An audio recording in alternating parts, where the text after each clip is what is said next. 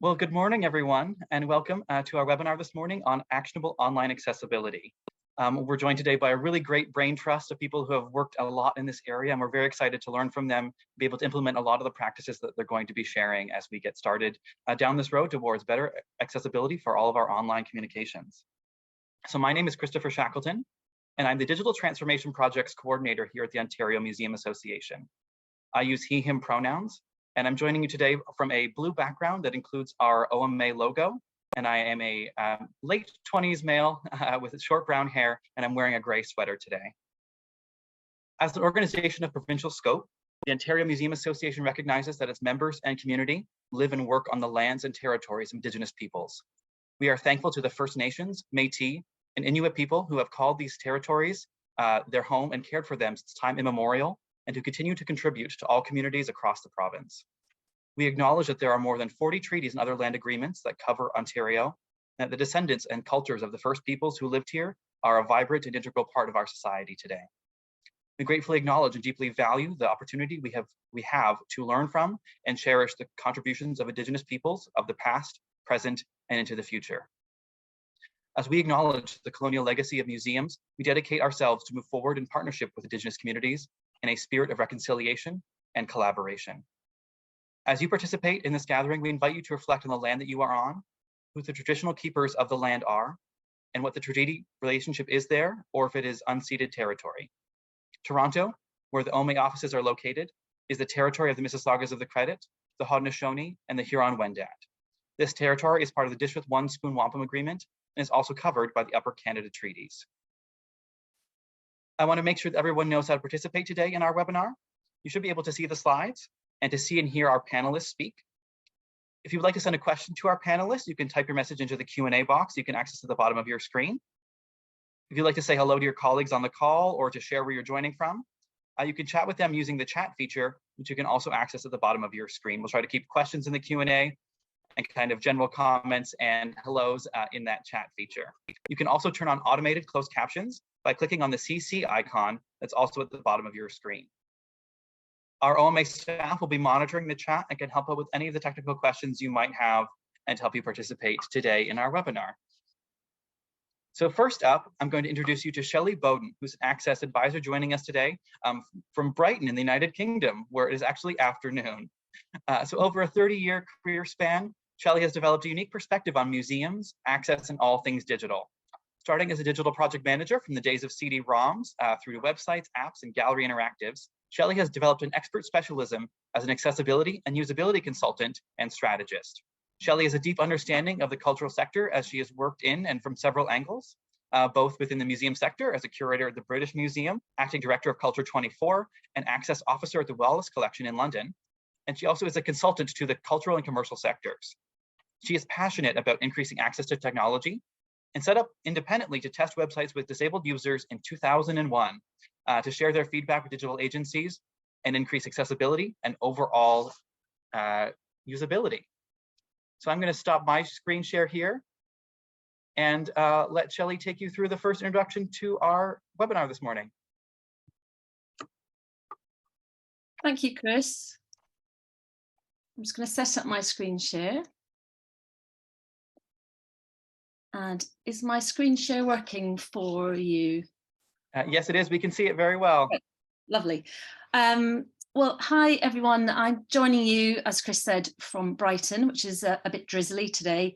Visually, I am in my study in my house. I am originally from Scotland. I've got light brown hair, which is actually got a lot of grey fighting through, to be honest with you.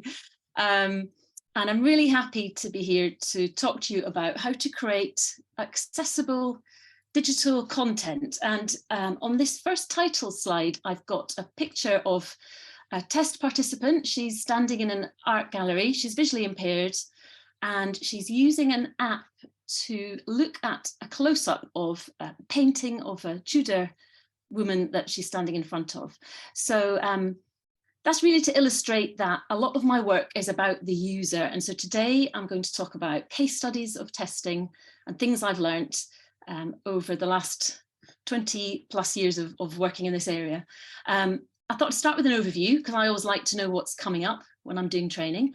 A bit of background on the context of digital and accessibility and museums. And then I want to just do a kind of brief definition of what I mean by accessibility and how access affects a lot of disabled users, but also all users at some point. We look at barriers online, some of the common problems that come up in testing that we'll want to avoid when we create accessible content.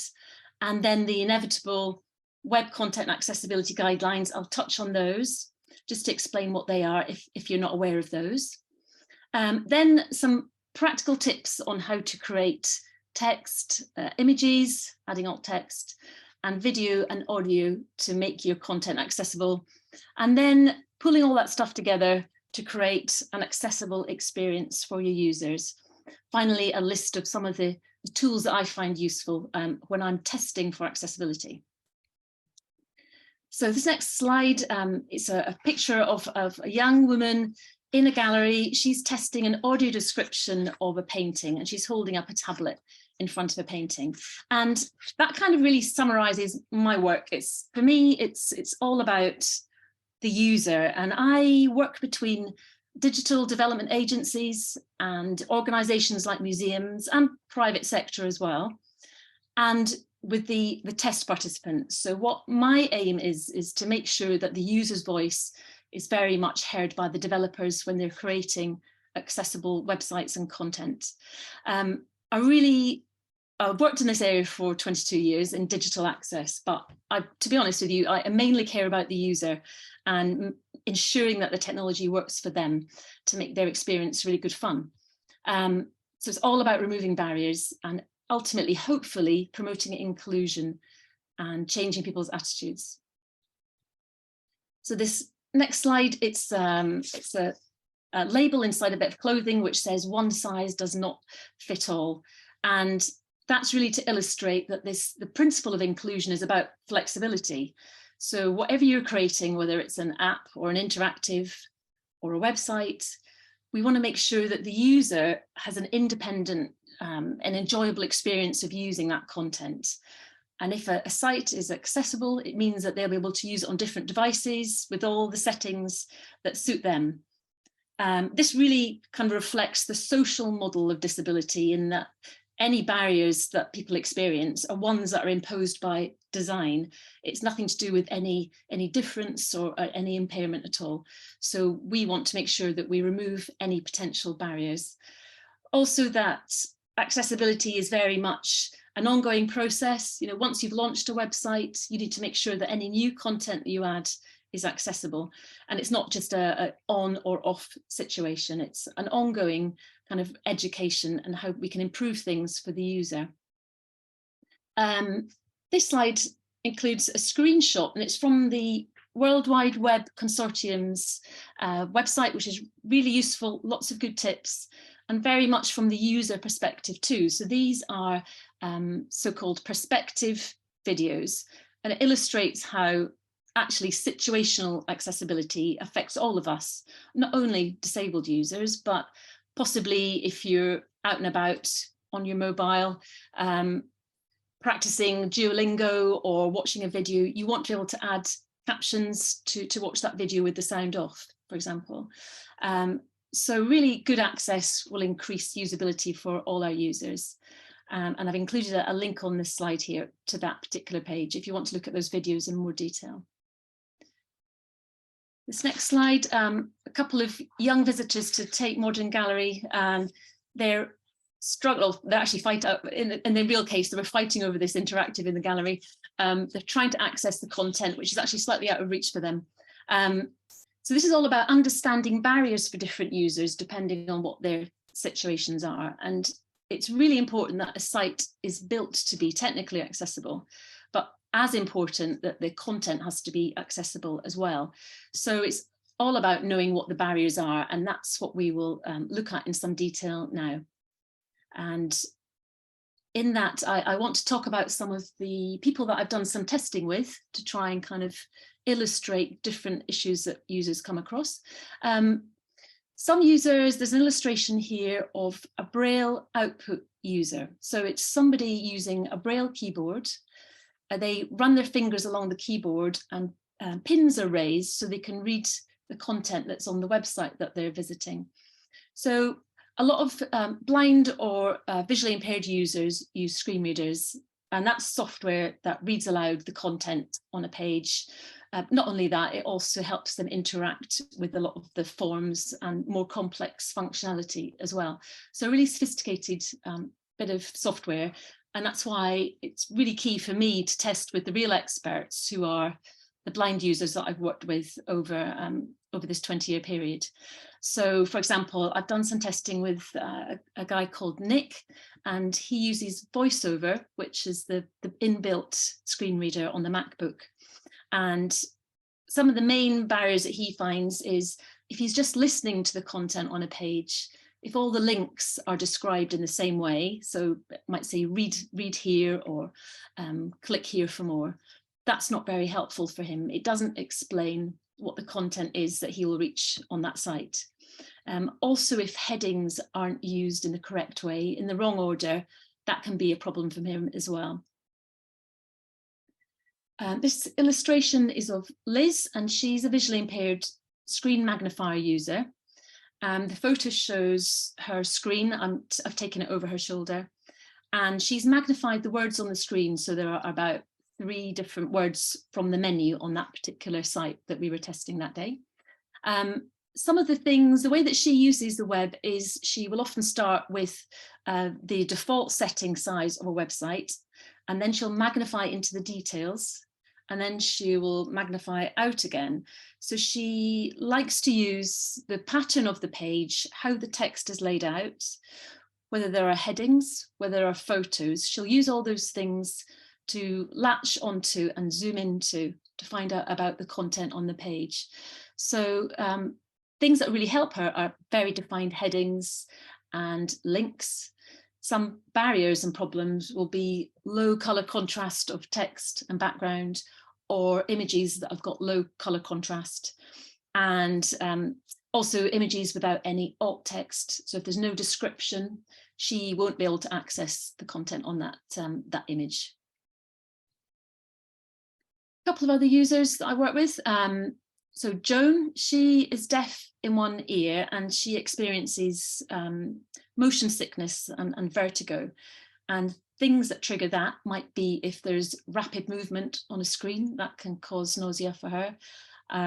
Or if we've looked at videos together and there's no captions, Joan finds it hard to hear what the people are saying in the video. Whereas if you add text and a transcript, which is a written output of the spoken content, that really helps Joan. That also helps a lot of users who potentially might want to use the content of a video. They might want to copy it to use it in an article they're writing or work that they're doing if they're studying. So transcripts are really useful for all users. Also, users with reading difficulties like dyslexia, there are a few barriers that we can avoid if we think about the font sizes that are being used, avoiding long walls of text, so breaking up content, using a nice variety of content. Also, that makes it just more interesting. You know, if you're using images, you put some quotes within a page, that really helps to break up the monotony of that wall of text. Finally, just to illustrate different users that I work with and the types of barriers that they face. This is Paul. So he's got reduced movement in his arm, and he likes to use voice input as well. So he uses something called Dragon Naturally Speaking, which means that he can dictate to the website, if it's being created accessibly, to give instructions as to which part of the screen he wants to go to. He uses a tracker ball with his hand, as he has limited movement. And that means it can take quite a while to get from top left of a web page down to the bottom right. So if menus aren't very consistent, if he has to kind of work out what content is on a page, that can take a long time for him to navigate.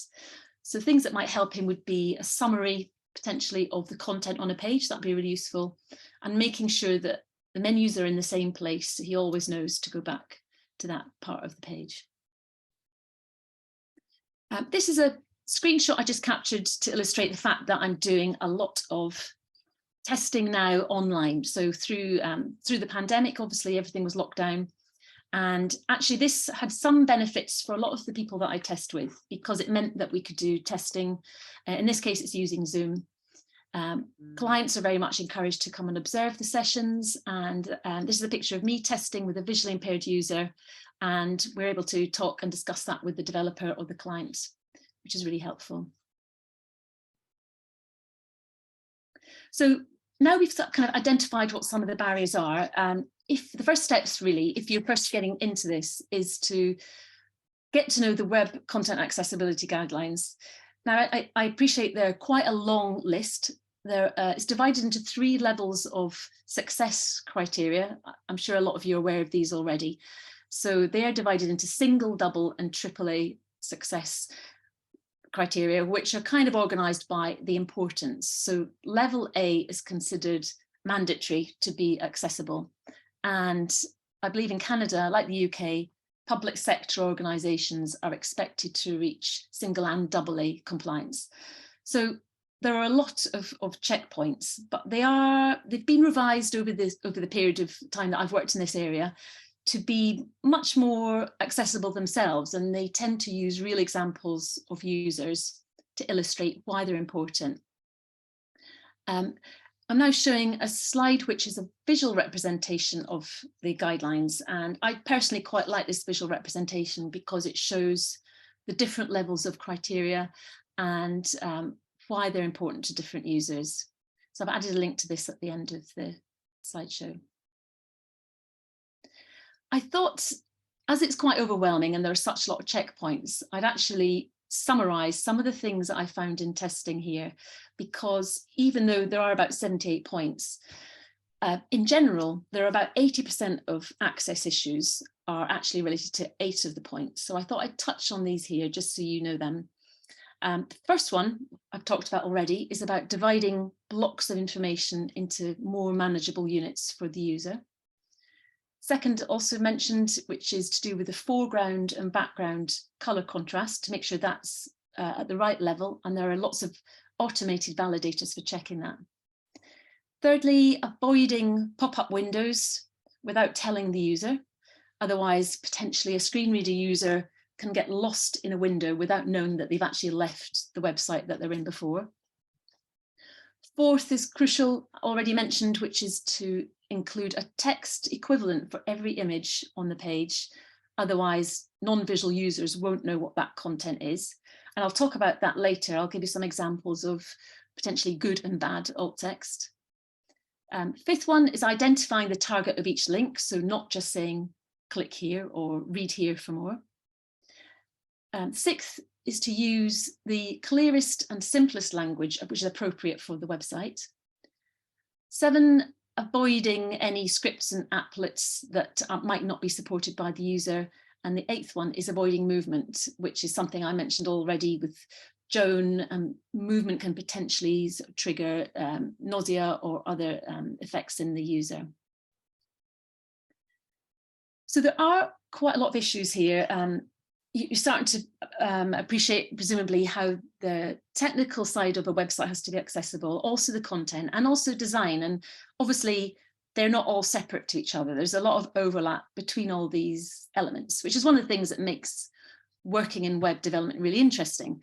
Some of the things around design that is useful to think about when you're writing content is to think about the hierarchy of the content on your page. How can you use headings to help the user to work out what's going to be within each section?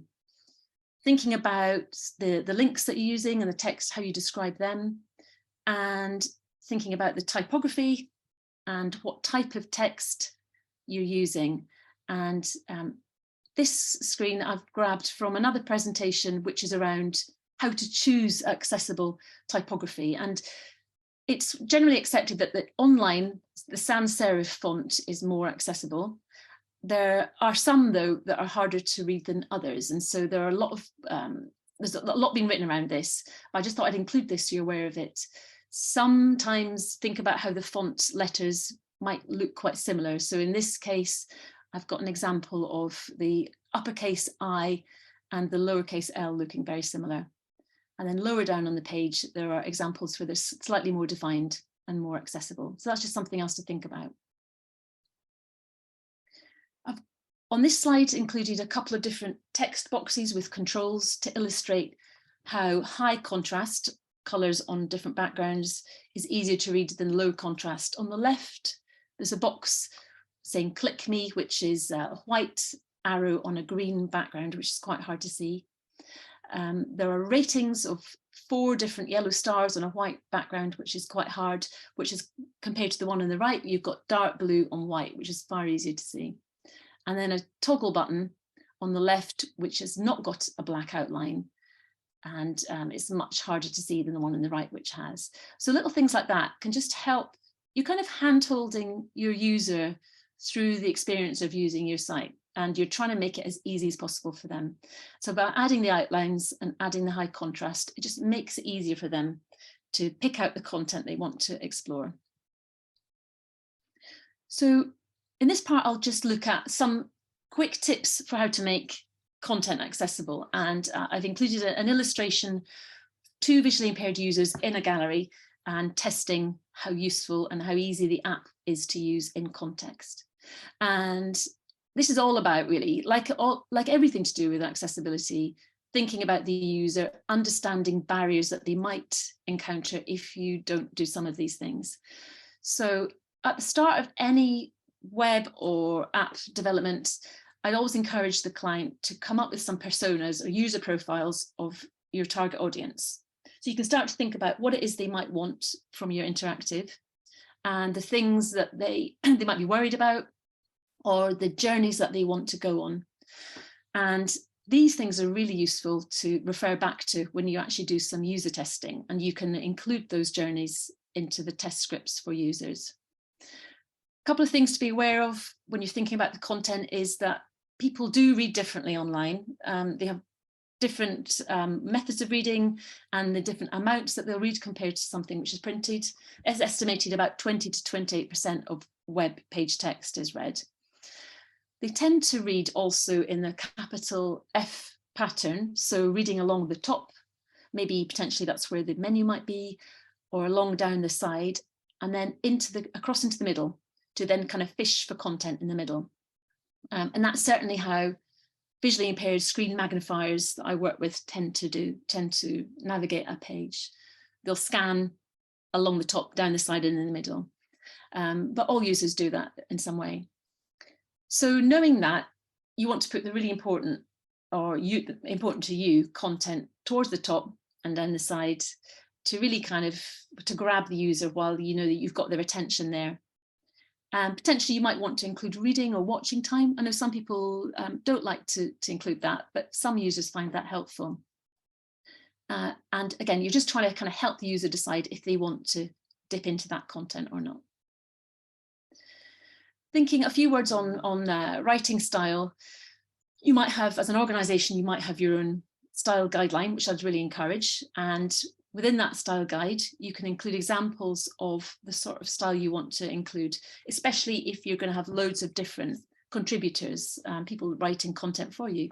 So in terms of the guidelines, the WCAG say that you should aim to create content which is understandable to a rough reading age of about 12 to 13 years, which I know is kind of just an estimate, but that's something to aim for. You can, within your style guide, include things that will reflect your tone of voice, maybe how you write dates, what type of language you use, the fact you want to avoid idioms, which some users find quite hard to understand. So it's raining cats and dogs might not really make sense to some users. Avoiding abbreviations and acronyms as well. So you always want to explain those at least the first time they occur on a web page. And ultimately, use some sort of filter if you're publishing online, and with the style guide and lots of different contributors, you want really 1 or 2 people to sign that content off before it goes live. So you've got that consistency as well.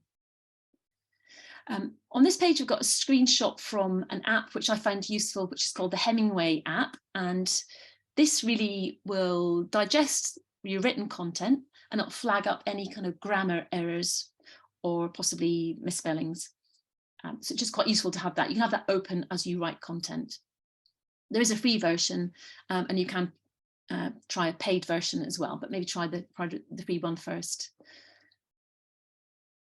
And then also overlapping with the design, thinking about text and how it will be laid out and using headings correctly. Headings for screen reader users can be really important because a lot of the screen reader users who are just listening to your web content, they can sift information on a page by listing the headings on a page.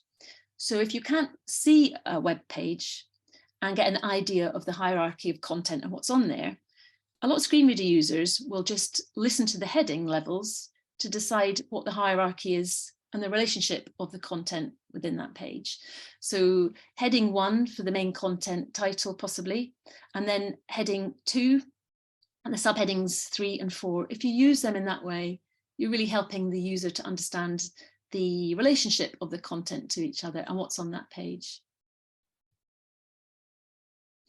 So I've got some examples on this screenshot of different ways of breaking up long walls of text that I mentioned before. So you might do that by having a Facebook post, for example, with some images in it, or quotations as well. That's quite a nice way of breaking things up. A little bit more on headings to do with trying to keep them within 65 characters, for example.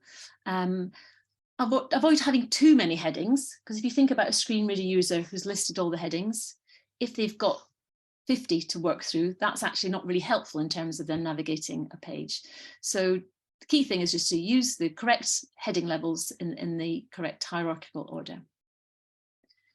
So this is a screenshot from a project that I've just started working on with Surface Impression, who are some web developers. And this is the before, as it were. So this is a British library, the International Dunhuang project, which is about the Silk Route. And before the design process to redesign it, you know, they're doing quite a lot of things that are quite helpful for the user, but you can probably tell this is quite a cluttered page. There are an awful lot of links on this page. Some of the color contrast of text and background is quite hard to read.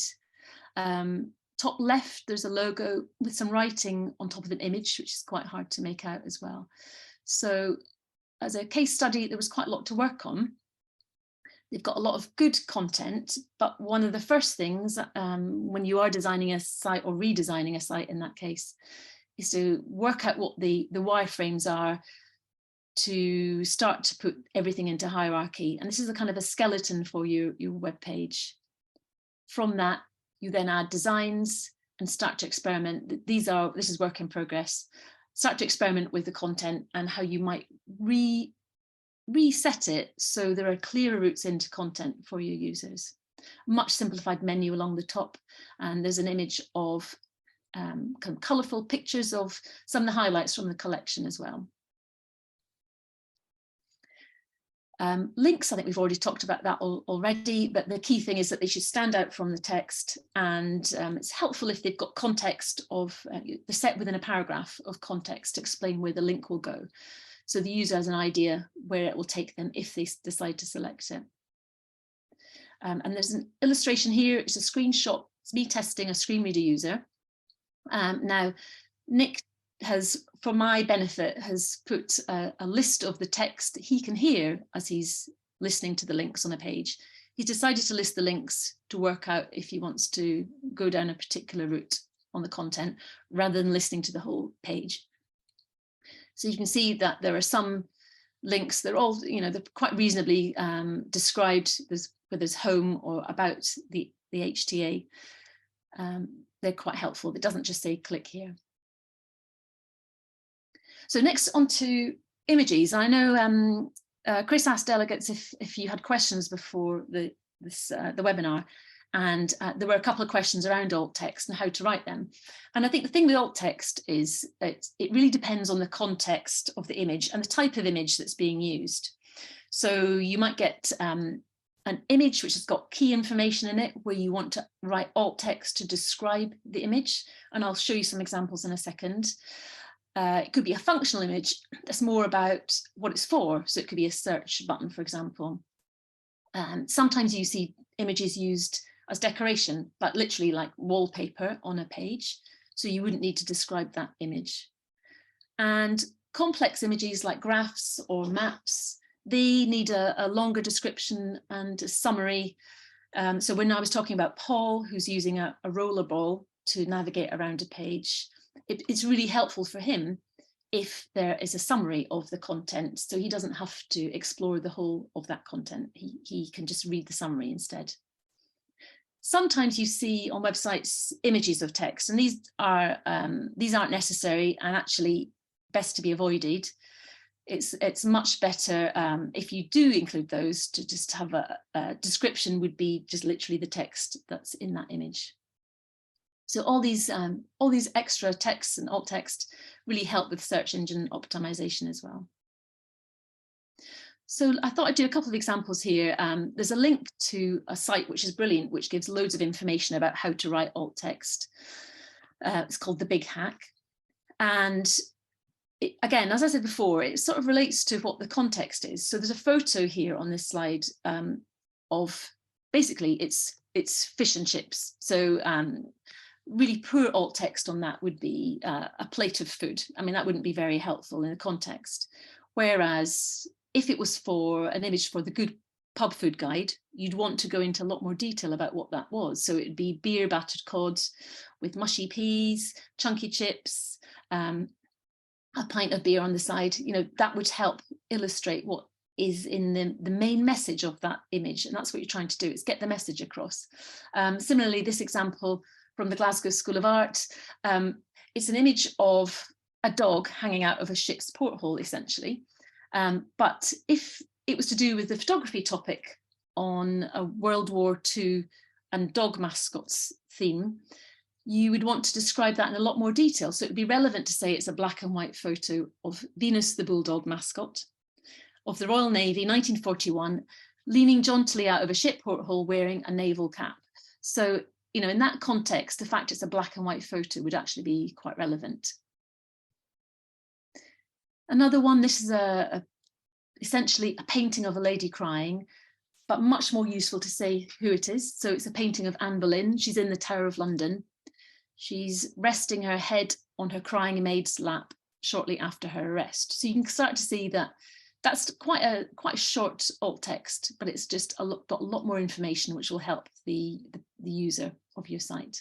A couple of other functional images that we wouldn't bother describing. The top one is wallpaper on a website, just kind of illustrating a street scene, but that's actually not relevant to the content on that page. So you wouldn't need to describe that. Similarly, a really fancy logo for Portsmouth Library's archive. You wouldn't need to actually describe that, but actually you could just label that as the Portsmouth Library's archive logo. I'll just skip over a couple of these actually, because I think we might be running out of time. All the things I want to cover. This one's quite nice. It's a map from a museum website, and in fact, it's a website for 6 museums in Portsmouth. And maps are quite tricky in terms of describing them to the user, especially for a screen reader user potentially. Actually, thinking about what this map is for is just really a way of giving the user a choice of the 6 different museums they might want to visit on this website. So as long as you offer the user a list of links to those museums, there's not actually much other content on the map that the user needs to know about. So briefly, I thought I'd just touch on video, and if you are creating your own content, your own video content, think about those color contrast issues that I mentioned before. You want to make sure that there's good contrast of all the visuals. Any text in there should be easy to read. Really crucial is to add captions to video, because deaf viewers will then be able to understand the content, or if you've got the audio off, all users can understand that as well. Some of the key principles are making sure that any captions are synchronized with the action that's going on. They're the equivalent to the spoken content, and that makes them accessible. Within YouTube, there's lots of ways of adding extra accessible features. I can share more about that after the webinar if anyone's interested in that. Other principle is adding transcripts to video, which I've mentioned already, and audio description of any visual action that will help the user understand the content that's there. And there's an example of this, a website that I did some testing on, which is the Disability Arts International. They had a beautiful video of different dancers with different access needs from all around projects around Europe. But when I tested it with a screen reader user, there were a lot of problems with this video. It went straight into autoplay, which meant that she was using JAWS screen reader and couldn't actually stop the music playing.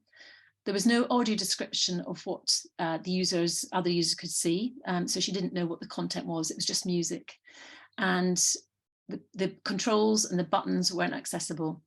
It didn't tell her it was a video, so she didn't know what was going on to start with, and it didn't say how long it was. So we made, with the developers, made some improvements to that video, made the controls accessible. If I've got time, really quick case study is kind of to bring all these elements together is I worked with Surface Impression to create this app, which is a Trails app. And I tested the whole access journey with 2 visually impaired users coming by train from Brighton. We tested the map. There's a picture of a map within the gallery. And then the users could hone in on the objects and hone in great detail on some of the paintings. And a lot of the features that we've talked about today made it really accessible for those users. I'll just skip over that to get to some of the quotes from the users. They had a real spine-tingling moment. So they're in front of a painting, using the app to zoom in on pictures and feeling a tactile diagram of the painting. And both users, Liz said she could see details that she would have missed otherwise because she could use the technology to give her that detail, which was brilliant. And Jo just said it was like having a describer actually with her, using the tactile diagram, and the high quality of the descriptions and the images made such a difference to her in that experience. I did a slide here about online galleries, but I think I'm probably running out of time, Chris, so I'll just skip on to the list of links, which will be in the presentation that will be shared with you afterwards. And then just to round up, that really to summarize that, main thought is that accessibility will affect all your users, and removing any barriers makes the site or the app much better for everybody. It will help increase digital confidence in all your users, which is all for me is really important in terms of reducing digital exclusion, and how important it is to consult with users. This last picture is me consulting with a group of visually impaired children at the South Bank Centre in London, and we're testing out an app. And we're testing out bird songs and images, and that is the only way to find out if you're producing what your users need and if it's accessible. Talk to your users, and hopefully you can get some of the ideas from this presentation and really prove that museums are accessible and they're for everybody. That's the end of my presentation, Chris. Well, thank you so much, Shelley. That was incredibly informative, and we'll hope to be able to use some of those resources you pointed us to when we have the slides after. We might come back to talking about virtual exhibitions during the Q&A portion, so don't go too far. Yeah, okay, thank you. Yes, so coming up next, we have Sean Lee, who is the Director of Programming at Tangled Art Disability. Sean is an artist and curator exploring the assertion of disability art as the last avant-garde. His methodology explores CRIP curatorial practices as a means to resist traditional aesthetic idealities. Orienting towards a CRIP horizon, Sean's practice explores the transformative possibilities of accessibility as an embodied politic and disability community management as a way to desire the ways disability can disrupt. Sean holds a BA in Arts Management and Studio from the University of Toronto Scarborough and is currently the Director of Programming at Tangled Art Disability.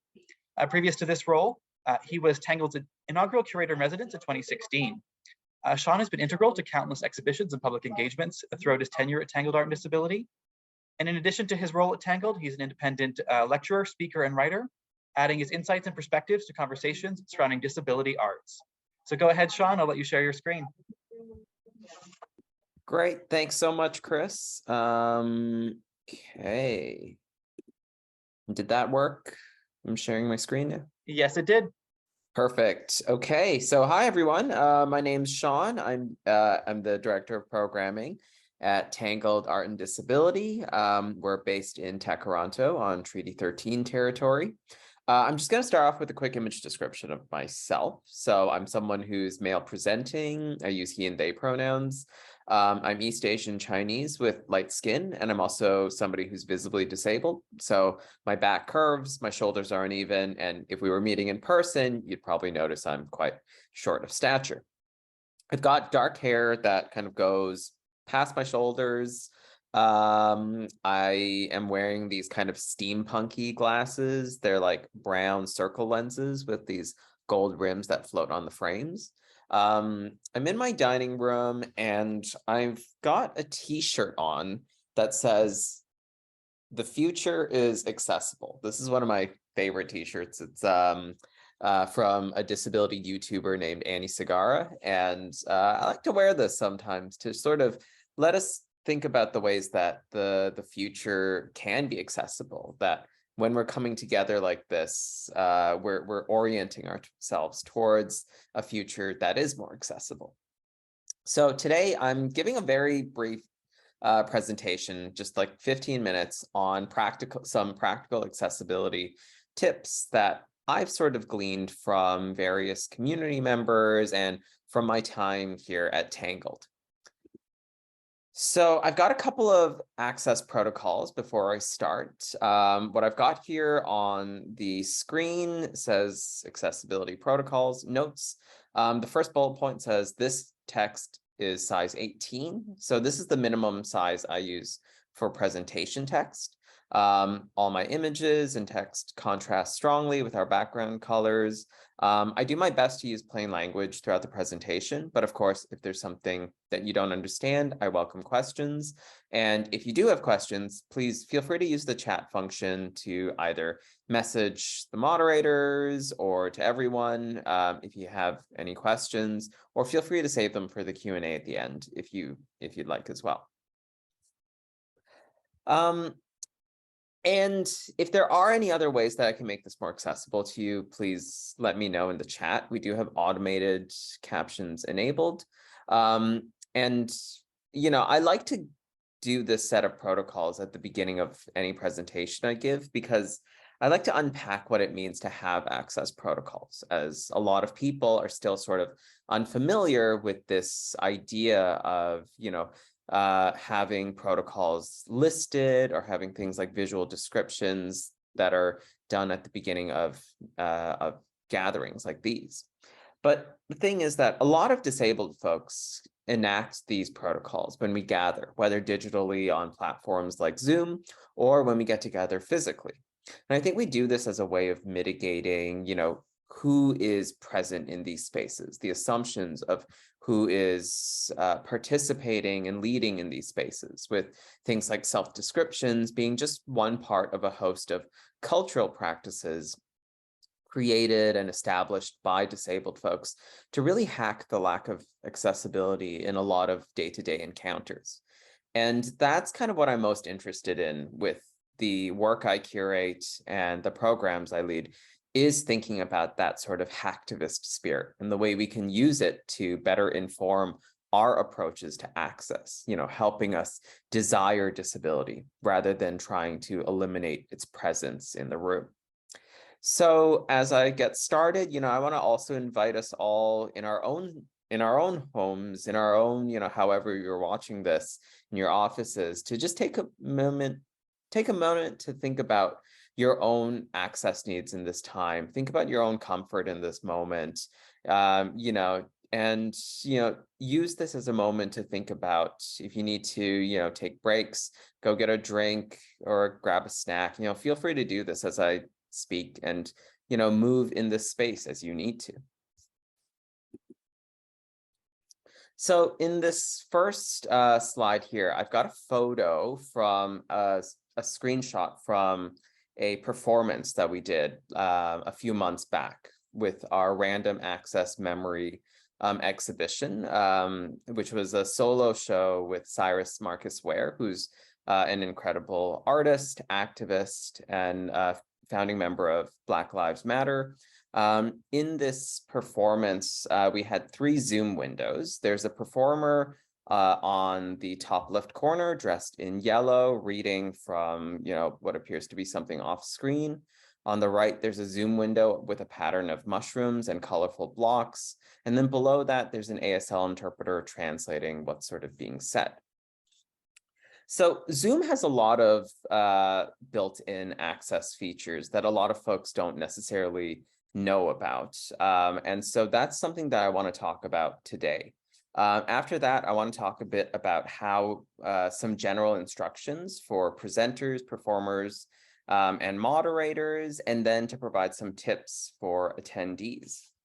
So the first one I want to talk about is, some protocols that we can enact when we're getting together on Zoom.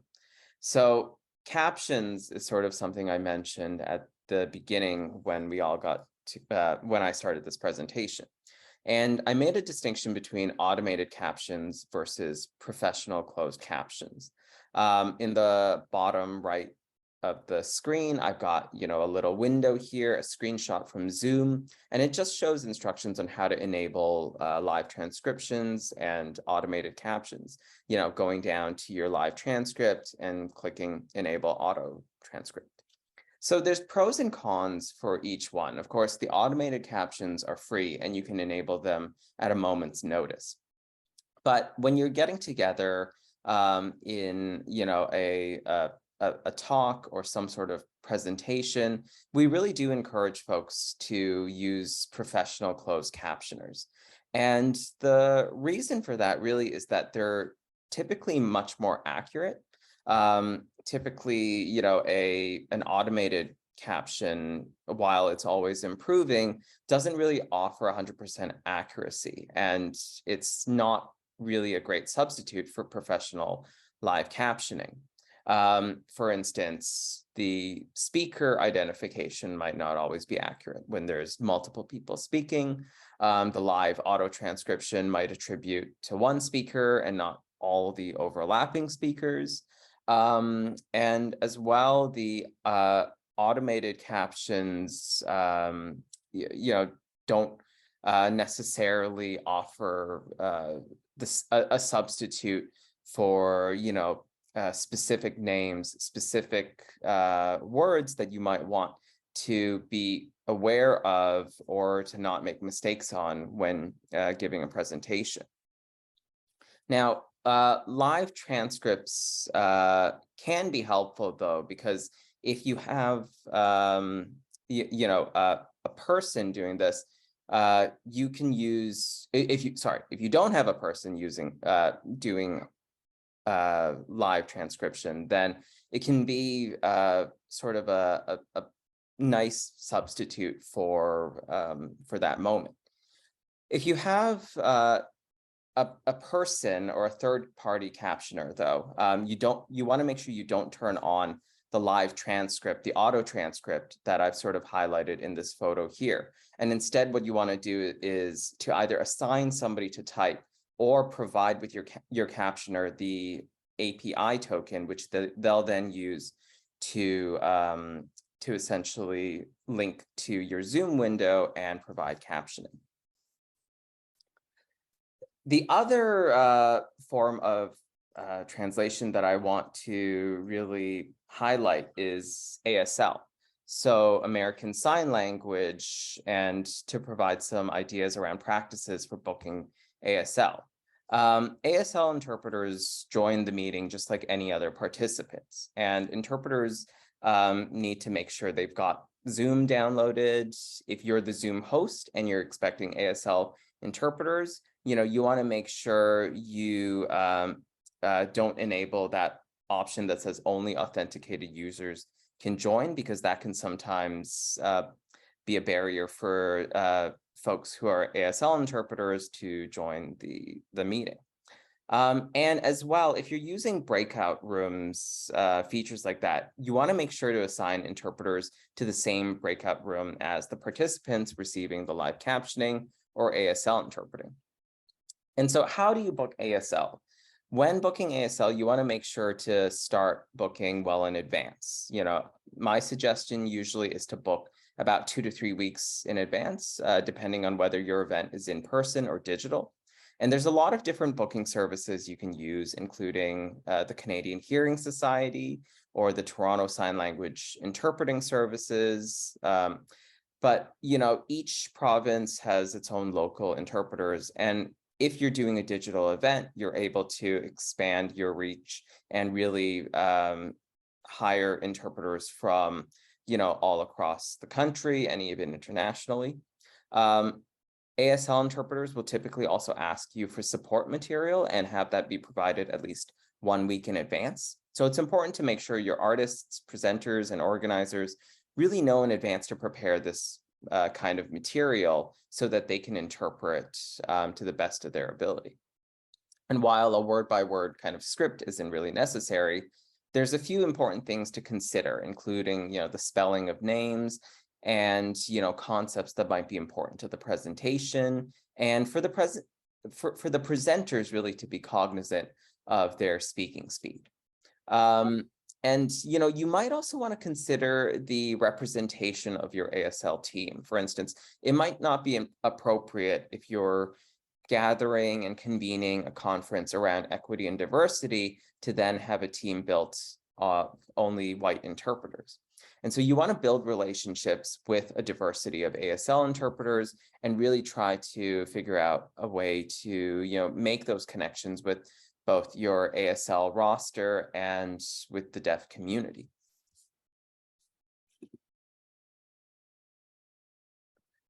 A couple of Zoom sort of access features, built-ins, and also hacks that we've learned. So you want to make sure when you're working with an ASL interpreter that they're always visible.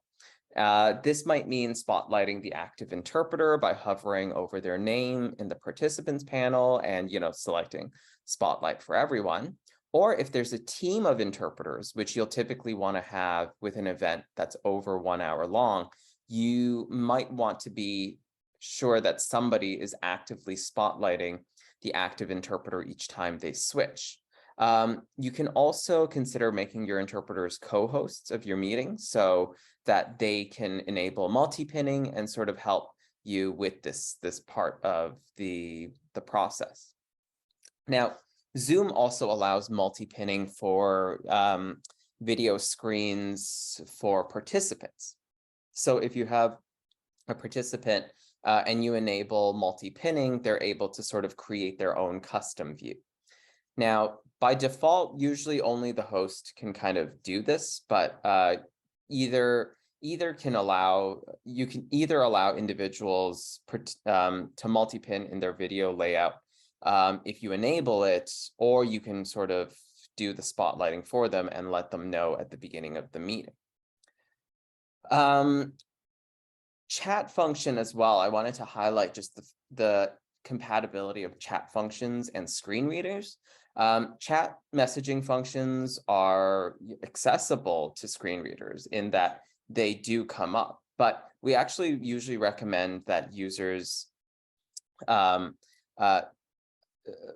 folks don't necessarily use the screen reader voiceover during presentations, because then if you have it on during a Zoom presentation, the tech will essentially speak out every chat entry and override the presenter's voice. So there's a bit of a balance there. If, you know, one suggestion to mitigate this is, instead of having folks enable their voiceover and their screen reader during a presentation, you could suggest that, you know, maybe as a moderator, you can read aloud anything relevant posted in the chat. So just as kind of some background information, Zoom supports, you know, numerous keyboard shortcuts for easy navigation if you are using a screen reader. And it's also compatible with things like JAWS, VoiceOver, Android TalkBack. Those are different kind of forms of screen readers that you might want to that folks that are sort of the most common screen readers. So another thing I wanted to talk about was just the idea of audio description. So audio description, as Shelley's mentioned, is really important for blind and low vision participants.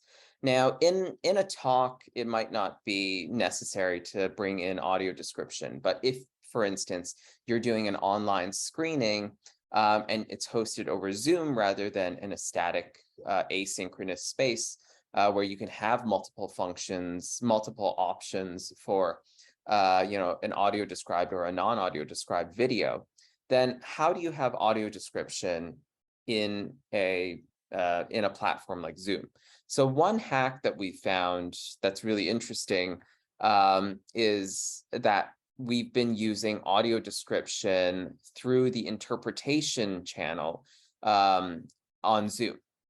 So the way that we've been doing this is to enable interpretations for a custom language, quote unquote, and to essentially assign an audio describer that way as a translator in that sense. So essentially, participants are given interpretation options on the bottom bar, and they can then choose audio description, which is then a custom language, to hear audio description with sort of the original audio more quiet in the background.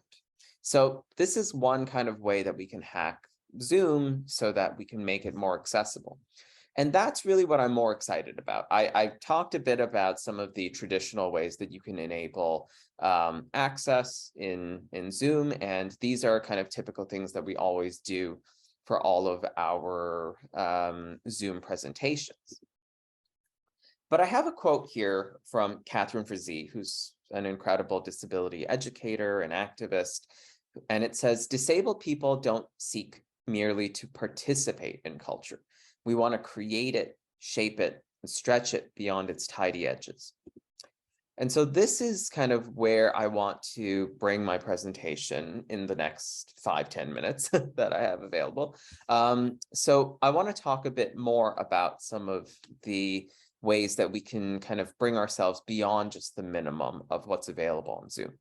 So here I have a Zoom capture of about 25 participants with various people dancing and a play button kind of in the middle. This is from a remote access dance party. It's got captions enabled, and we've got all the names of the participants there. And so, like I mentioned, I've gone over some of the basics for providing access on Zoom, but disability-centric organizing and facilitation has really created much more fantastic and exciting ways for presenting. And here, this is a capture from a remote access nightlife party organized by a CRIP activist and educator named Kevin Godkin in collaboration with the Critical Design Lab, which is a lab based in the US. They have created this sort of party scene through kind of remote participation. And in addition to creating a robust participation guide, which I'm going to share in the chat, they also have a number of access features at their parties, including ASL, captions, visual descriptions, sound descriptions, and access doulas.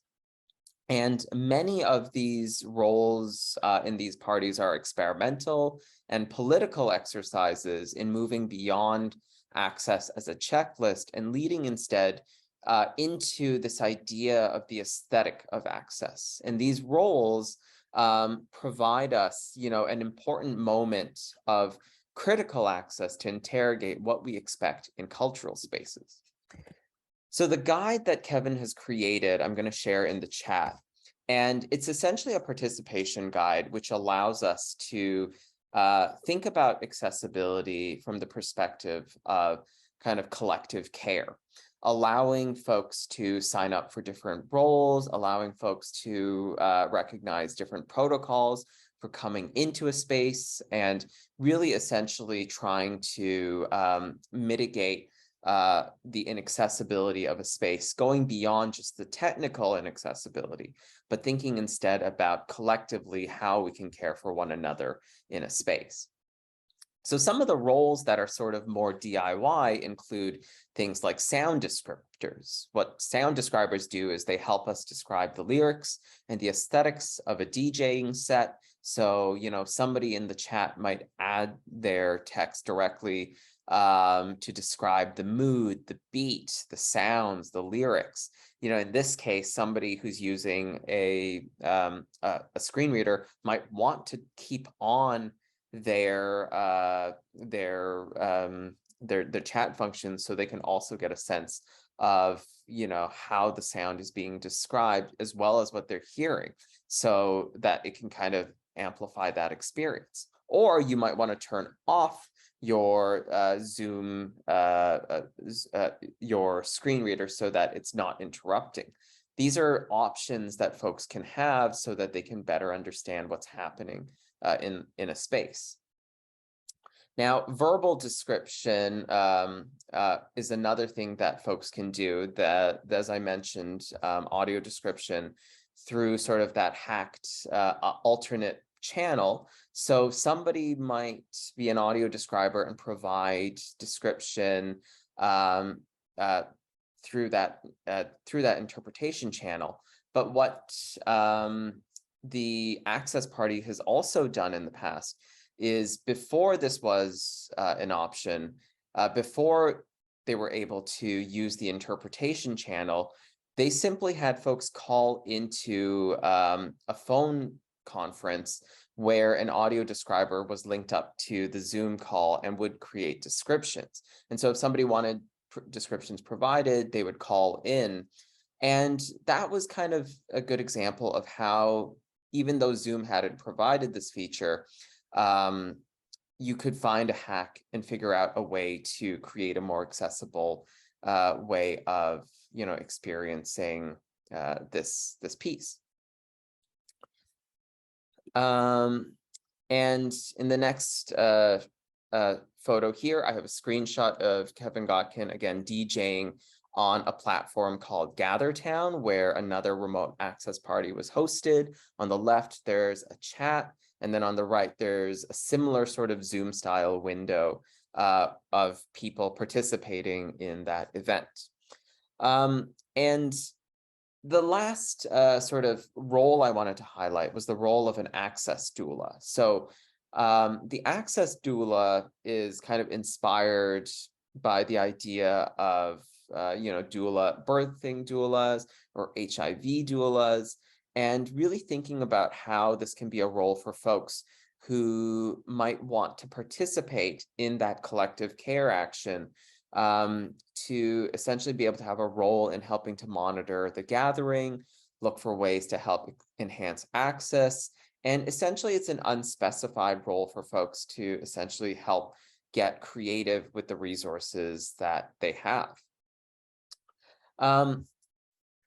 I think this is a really interesting way of creating access, because a lot of times we look to the technical and we look to the minimum standards that we have to comply with. And that's the thing, that it does become about compliance rather than the joy of access. And here, you know, in these examples, we can really understand that accessibility can be vibrant and it can be collective and it can be DIY. It doesn't always have to be something that has to be, you know, sort of condoned by the law, condoned through technicalities, because disabled folks aren't standardized. And so how can we have access that is standardized? And the last example I want to talk about of another sort of DIY way of creating digital access is from our own programming here at Tangled. I have a photo of one of our staff members in front of an iPad that's been split screened in half, in front of a grid of 3x2 photos. Now, what we're doing here is leading a remote tour of the gallery. So many of essentially the galleries that closed during the lockdown sort of just reopened and only provided in-person access. However, as a space that However, Tangled, as a space that's specifically serving the needs of disability community, recognize that a lot of our community members wouldn't feel safe coming back into a gallery yet. A lot of folks might be at risk or be immunocompromised, and so it's important to continue providing digital access, hybrid access into our space. And we thought a lot about what it means to have a gallery and how it is that we can participate in a gallery. And so in a very DIY sort of moment, we put an iPad on a tripod with wheels on it, and we started offering these remote tours to folks who might not feel safe coming into our space, might not physically be able to come into our space, or might just like the convenience of being able to be zoomed into a show. And so our staff would take these audience members who signed up for these one-on-one kind of Zoom-led tours and give them a guided tour of our space. They'd be able to talk about the works, go close to a piece, take a look around in an angle, and essentially provide access to our space digitally. Now, this also meant that we could enable captions, we could hire ASL if we needed to, and this was done in a very DIY kind of fashion. It was really well received, but it was something that had the potential to fail as well. So I think this is a moment that I want to highlight as something that folks can do. If you hear from your community, they'd like, a different way of being able to interact with your programming or your gallery or your museum, it might be worth considering some of these DIY kind of ways of thinking about space. Many of these practices, I think, tap into what CRIP scholars Amy Hamrai and Kelly Fritsch name as CRIP technoscience, practices of critique and alteration and reinvention of our sort of material world through hacking and access. And we as disabled folks have really discovered that we're great agents when it comes to world building and dismantling towards kind of a more socially just world.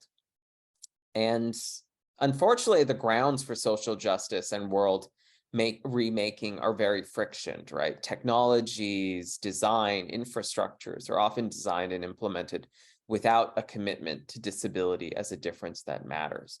And so when we're attentive to our access, we're building towards a more accessible culture that values the disruption of disability.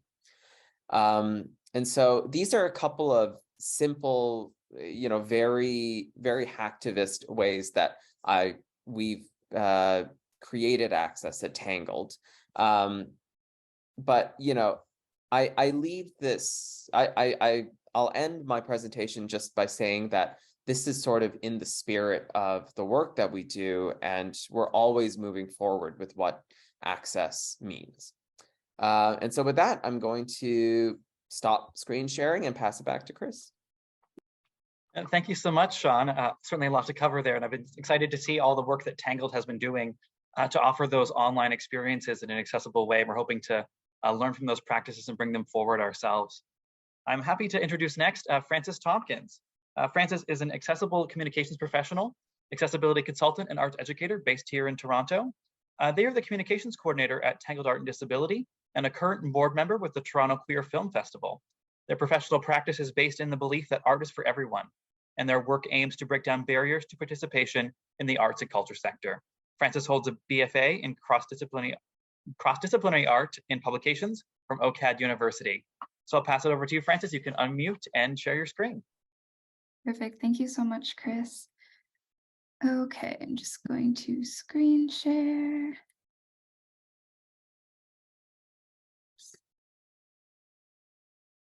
Okay, can you see me? Yes, we can. Thank you so much. Fantastic. So hi everyone, I'm Frances, and I'm going to talk today a little bit about how we enact accessible communications at Tangled. There's going to be some overlap with some of the ideas that Shelley talked about, but it's going to be a little bit more focused on how we do these practices specifically over avenues like social media and in our gallery space. So I often like to title this type of presentation, Cripping Your Communications. If you're not familiar with the word crip or to crip, it's a reclaimed word similar to the word queer.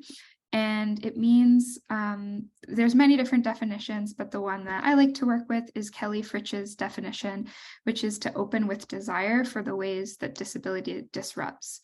It can also mean to infuse a situation with the presence of disability and access. So for me, this is really an invitation into access, not only as something that's a necessity or seeing it as an additional task, but really as an opportunity or an invitation to engage with this really valuable body of wisdom from our disabled communities, and to learn how to be better communicators from learning from this wisdom. And we can also sort of learn from this how to disrupt the norms that might keep people from engaging with the work that we're doing. So hello, as I said, I'm Frances. I am the communications coordinator at Tangled Art and Disability, and I've been doing this work now for about 3 or 4 years. So I'm still definitely learning all the time about new things that we can be doing.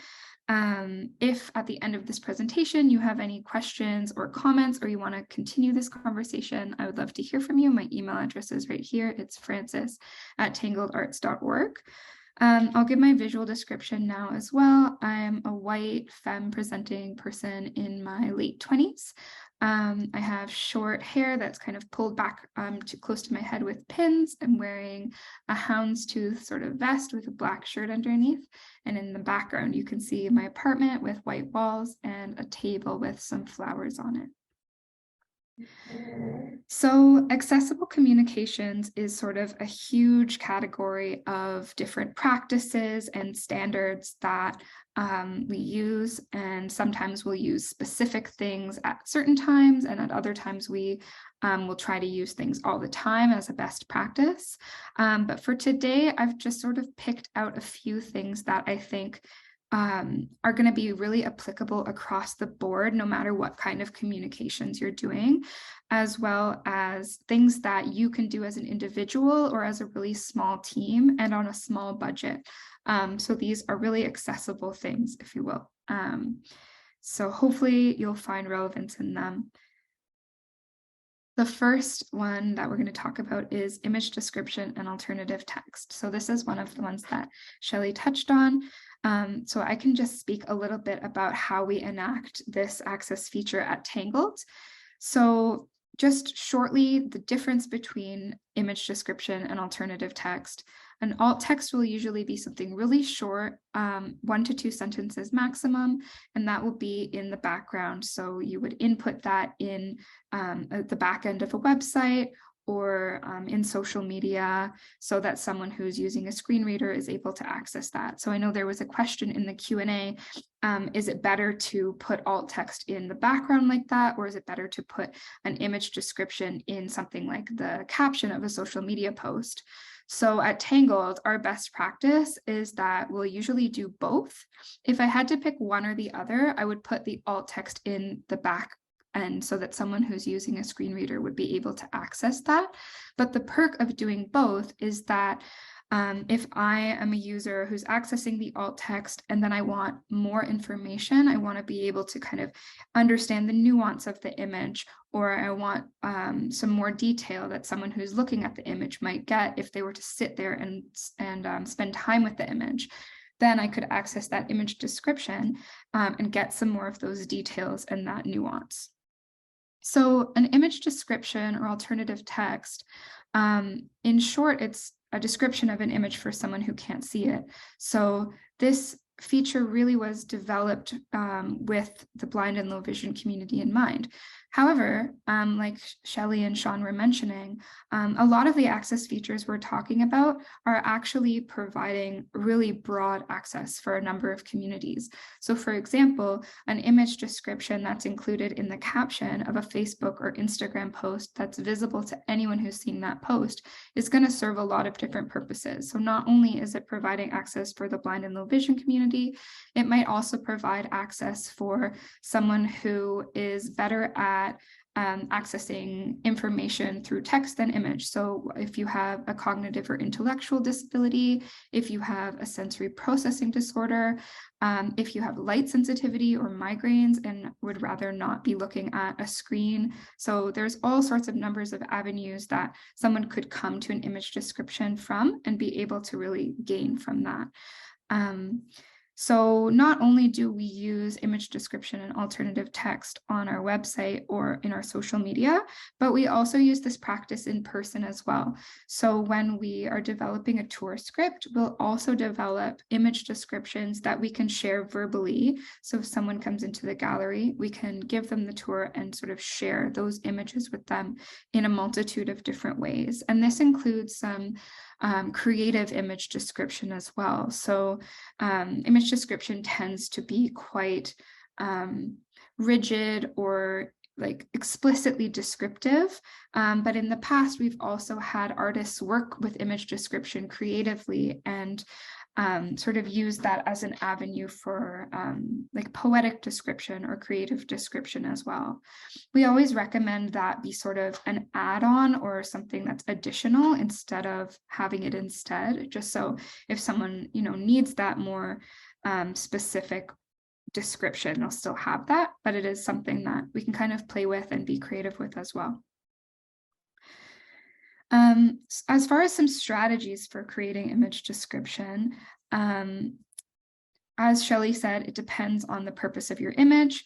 At my work, normally the images I'm describing are going to fall into two categories. It'll either be an art piece, like a painting or a sculpture, or it'll be some kind of graphic or poster. So of course, when I'm describing a poster, say for an event that has a lot of text, that's going to be the most relevant information for the person who is accessing that image. So in my image description, as it says here, I'm going to describe the most relevant information first.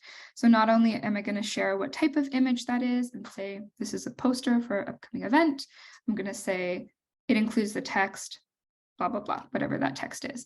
And then I might follow up with those graphic or illustrative elements that are on there. But I'm always going to sort of top load it with the information that's going to be most relevant. And this is so that if someone's accessing this image and they want to just get that information and then maybe skip out after that, they're able to do so without having to wait through the whole description for the information that they need. It might be harder if you're describing, say, a painting to parse through what the most quote unquote relevant information is, to put it first. Because if every one of us were to look at a painting in this Zoom room, we would see it differently. It would be interpreted through our own lens. So these are some strategies here that we can kind of use to tackle more complicated images like that. So one thing you can do is you can break up an image into sections or quadrants if there's a lot going on. Similarly, you can describe the foreground, middle ground, and background. So I tend to kind of use one or the other of these options depending on what is in the image I'm looking at. For example, if I'm looking at a photograph of a sunset on a beach, probably makes more sense in that case to go foreground, middle ground, background. Because of that like depth to the image. Whereas if I'm looking at a page from Where's Waldo, where there's a ton of different stuff and different elements going on a page, it might make more sense in that case to break up the image into sections and sort of talk about what's going on in these different sections. And you can always sort of step back and approach the different elements of the image as well. So especially for art pieces, we can think about the different sort of aspects and elements of art and design. So what colors are being used, what are the shapes, what is the medium that the artist is using, and then what it is that is in the image. So as an example, I've chosen an intentionally very complicated image that has a lot going on in it to sort of try my hand at describing it using some of these strategies. So on this slide, on the top half, I have an art piece called When the Days Are Long and the Sun Shines into the Night by Jessie Unark. So I've started my image description with that title and the artist, and then I've continued saying, on a long horizontal rectangle, a panoramic scene depicts the summer solstice in the Arctic Circle. Around the edge of the drawing, people dressed in clothes drawn in vivid felt pen are shown dog sledding, hunting, playing, and preparing food. At the center of the image are 13 people inside a circle representing an igloo, which is surrounded by 13 yellow suns, symbolizing the passage of time. So for me, when I look at this image, I've sort of tried to reflect in my image description the way that my eye naturally moves around this page. So for me, I kind of start at the top left and move down to the bottom, move across the bottom from the left to the right, up the right side of the image, and then into the center, because that's sort of how I see this image. So that's another thing you can sort of try to reflect when you are describing an image, is what is my experience when I see the image in front of me. So I've said the shape of the image, it's a long horizontal rectangle. What type of image am I seeing? It's a panoramic scene, and then what it's depicting. And then I've moved around the image and sort of touched on different elements that I can draw out. This last line that says at the center of the image, there are 13 people inside a circle representing an igloo. The information in this line is actually not something I would know automatically just from looking at this image. So this is information I know because I accessed this image on the Art Gallery of Ontario website, and it had some contextualizing information.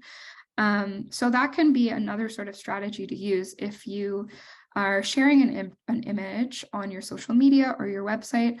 Oftentimes you are going to be one of the subject matter experts in that image. You know why you're sharing it, you know what that image is of. So you can share this information with people as well, and that can help to add some nuance or some deeper engagement with that image. If you're looking for where to include your alt text, this is where, on the 3 major social media platforms. So this is a screenshot of Facebook. I've added an image into Facebook, and it's given me my image options. So underneath where you can crop or rotate the image or tag somebody in the image, you have your alternative text. So this circle here that is not checked, when you open this image, it will be checked, and Facebook will have auto-generated an alt text for you. That alt text usually will be somewhat nonsensical, or at least not very robust. So we always suggest writing your own alt text. So as soon as you fill in this section, as soon as you kind of click out of here and save your post and post it, this will be in the back end for you. In Twitter, it's really easy. If you make a tweet, as soon as you put your image in your tweet, this little pop-up add description will appear below it. Just click add description, and that's where your description will go. Easy as that. In Instagram, it's a little strange. It's hard to find.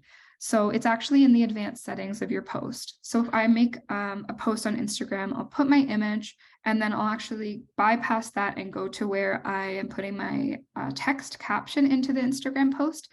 And at the very bottom, I'll see the option to put advanced settings.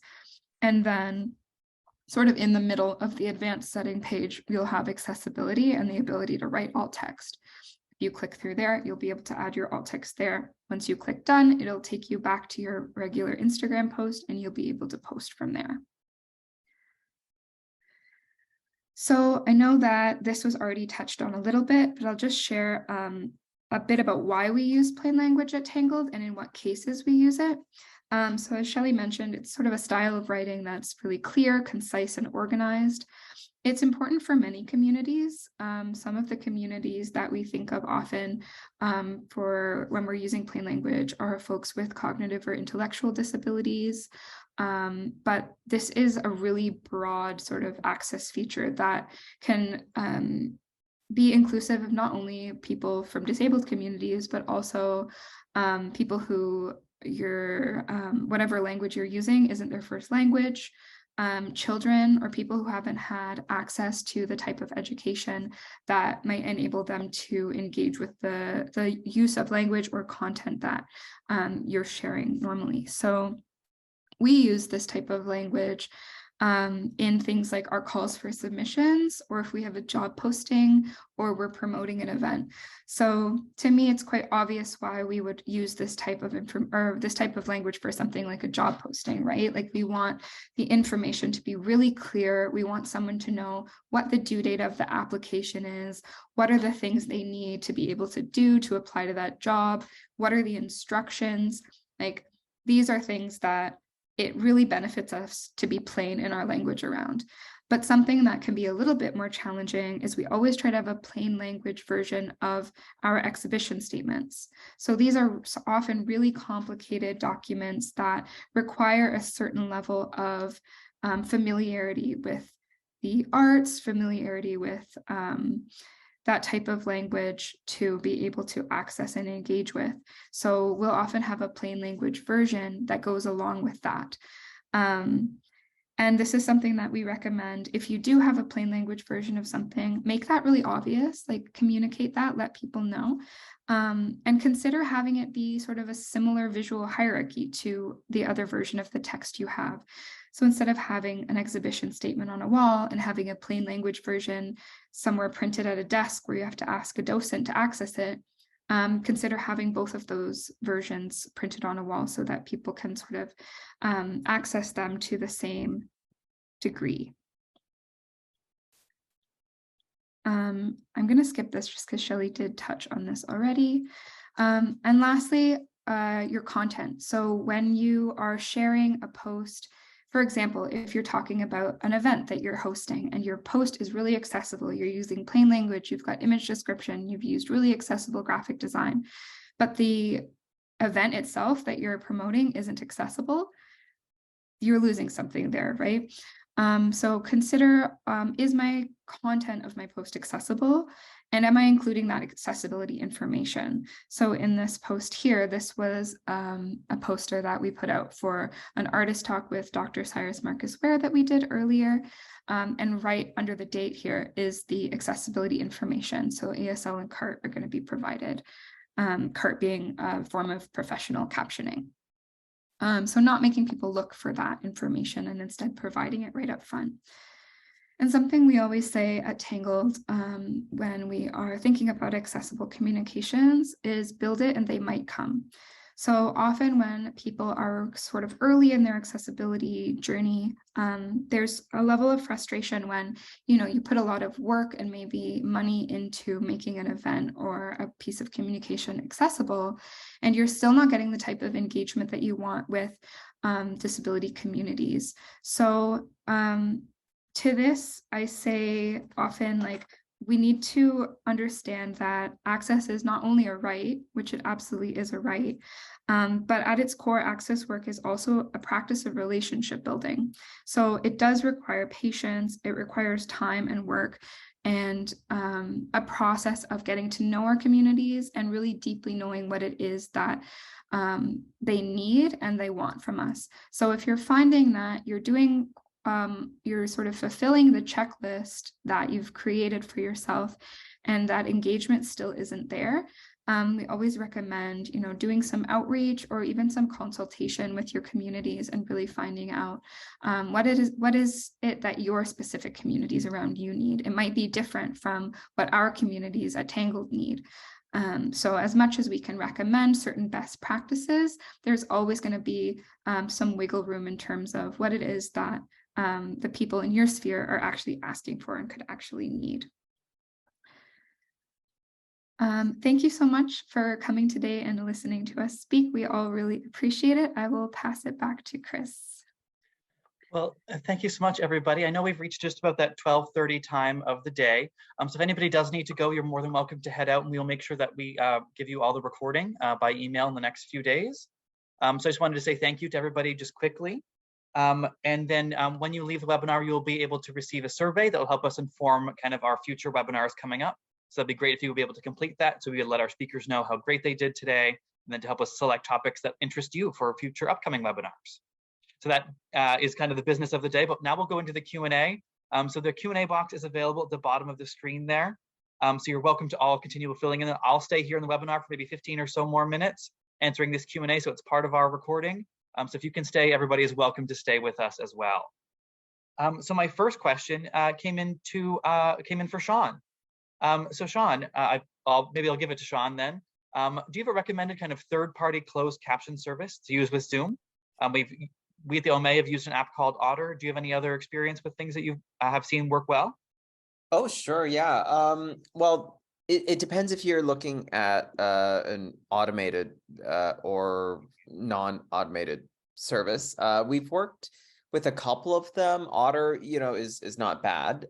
We've also used Rev. I'll put them into the chat. Maybe so Rev is kind of another similar to Otter automated captioning service.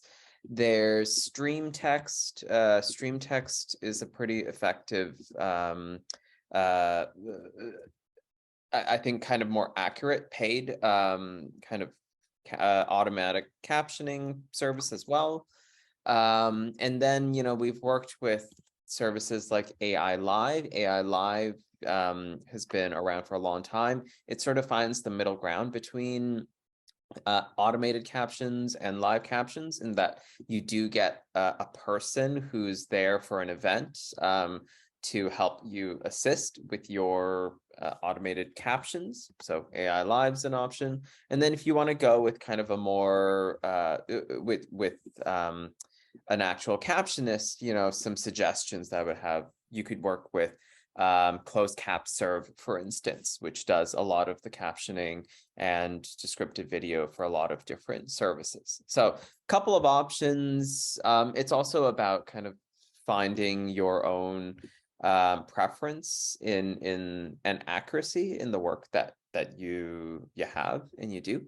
So yeah, those are a couple options off the top of my head.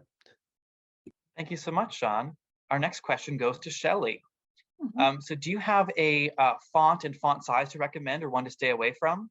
For example, they've given Times New Roman. Is it the best or the worst, or what kind of things for websites?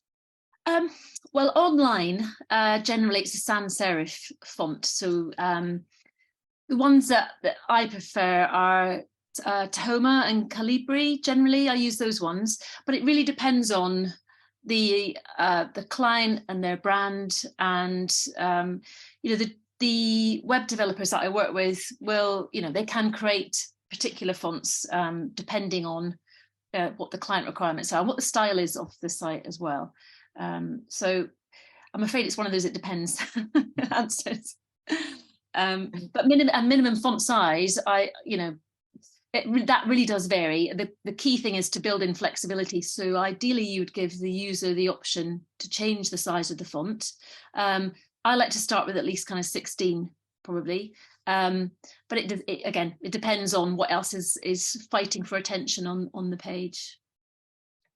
And maybe I'll continue up with one of the questions that came in through the Q&A kind of before the webinar. How would you recommend that we strategize or balance the kind of accessibility needs of our online fonts with things like our branding suite or things like that? So how can we champion accessibility when working within a branding suite, for example?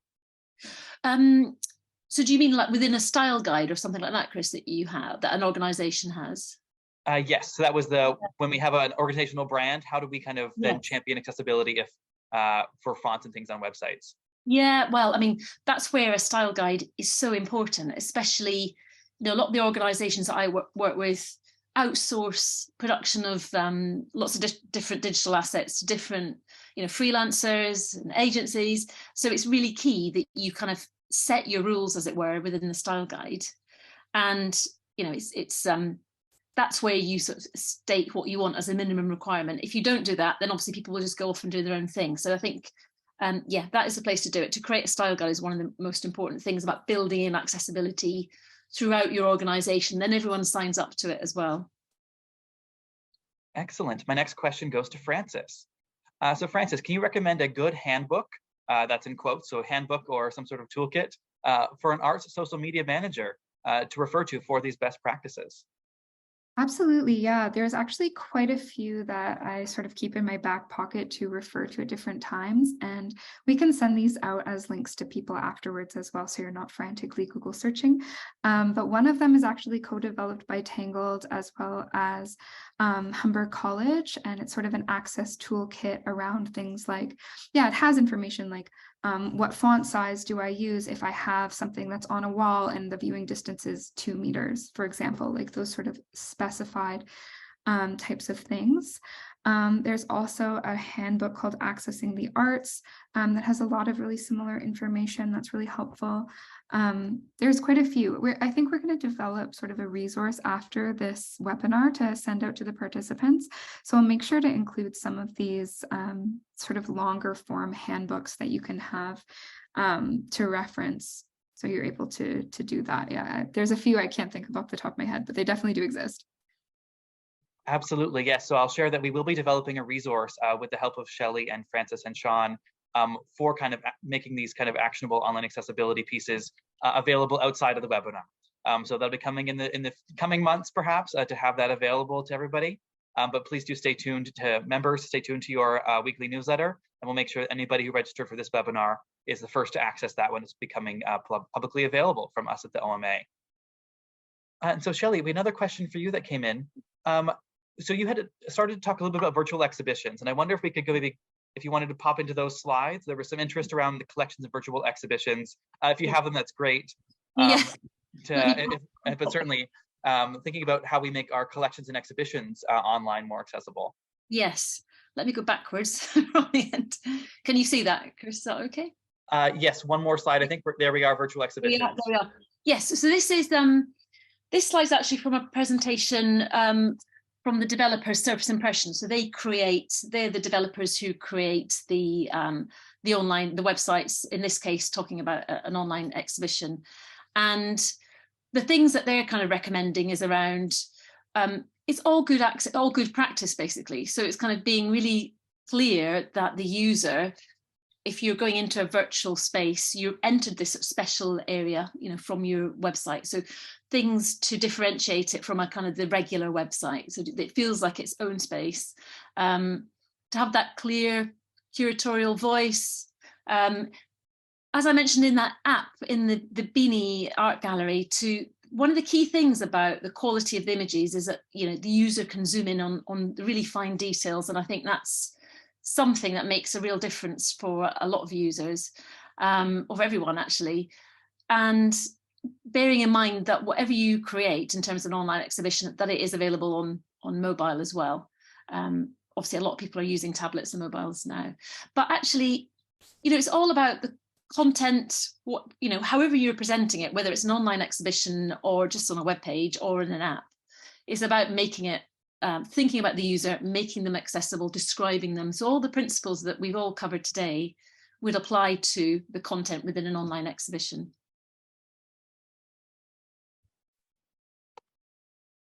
Wonderful. And do you have any kind of tips or tricks or kind of suggestions for making kind of a collections database more accessible? Many of our communities and museums start to have their collections available online. Any sort of tips on how that itself could be an accessible experience?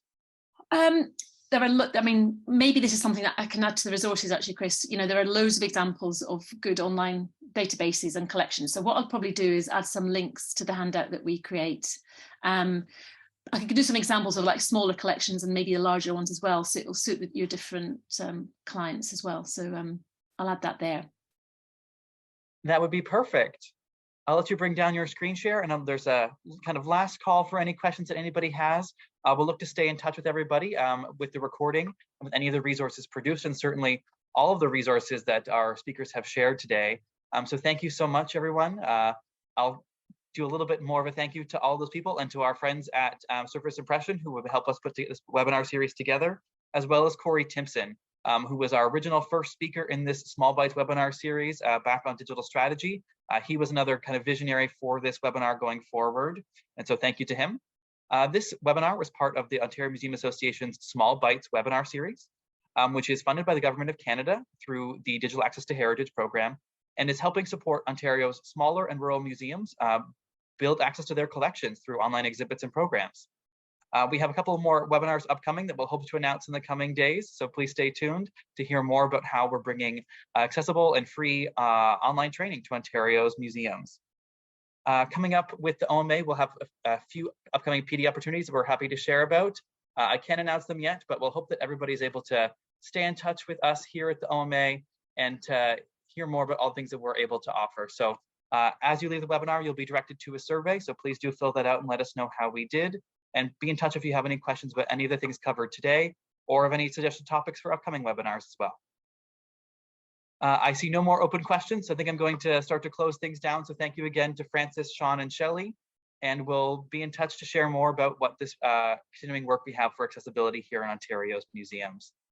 Thank you, everybody, and have a great rest of your day. Stay warm out there. It looks a little bit brutal outside here in Toronto, so hopefully you're warm and safe wherever you are, and have a great rest of your day.